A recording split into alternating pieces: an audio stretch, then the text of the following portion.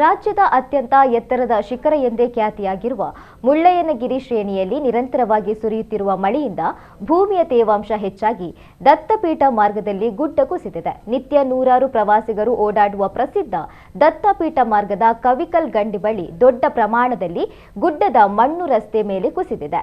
ದುರಾದೃಷ್ಟವಶಾತ್ ಗುಡ್ಡ ಕುಸಿಯುವುದನ್ನು ತಡೆಯಲು ಕಾಂಕ್ರೀಟ್ ತಡೆಗೋಡೆ ನಿರ್ಮಿಸುತ್ತಿದ್ದ ಜಾಗದಲ್ಲೇ ಭಾರೀ ಪ್ರಮಾಣದಲ್ಲಿ ಮಣ್ಣು ಕುಸಿದಿದೆ. ಈ ಮಾರ್ಗವು ಅತ್ತಿಗುಂಡಿ, ಮಹಲ್ ಸೇರಿದಂತೆ 10 ಹಳ್ಳಿಗಳನ್ನು ಸಂಪರ್ಕಿಸುವ ಮಾರ್ಗವಾಗಿದೆ. ಮುಳ್ಳಯ್ಯನಗಿರಿ ತಪ್ಪಲಿನ ಕಾಫಿ ತೋಟಗಳಿಗೆ ನಿತ್ಯ ಸಾವಿರಾರು ಕೂಲಿ ಕಾರ್ಮಿಕರು ಕೂಡ ಇದೇ ಮಾರ್ಗದಲ್ಲಿ ಓಡಾಡುತ್ತಾರೆ.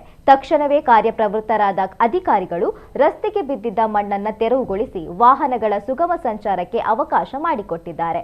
ಮುಳ್ಳಯ್ಯನಗಿರಿ ತಪ್ಪಲಿನಲ್ಲಿ ಮಳೆ ನಿರಂತರವಾಗಿ ಸುರಿತಾ ಇದ್ದು ಭೂಮಿಯ ತೇವಾಂಶ ಹೆಚ್ಚಾಗಿ ಮತ್ತಷ್ಟು ಭಾಗಗಳಲ್ಲಿ ಗುಡ್ಡ ಕುಸಿಯುವ ಆತಂಕ ಎದುರಾಗಿದೆ. ಜಿಲ್ಲಾಡಳಿತ ಕೂಡ ಅಗತ್ಯ ಕ್ರಮಗಳನ್ನು ಕೈಗೊಂಡಿದ್ದು ಪ್ರವಾಸಿಗರು ಹಾಗೂ ಸ್ಥಳೀಯರು ಎಚ್ಚರಿಕೆಯಿಂದ ಓಡಾಡುವಂತೆ ಜಿಲ್ಲಾಡಳಿತ ಮನವಿಯನ್ನ ಮಾಡಿದೆ.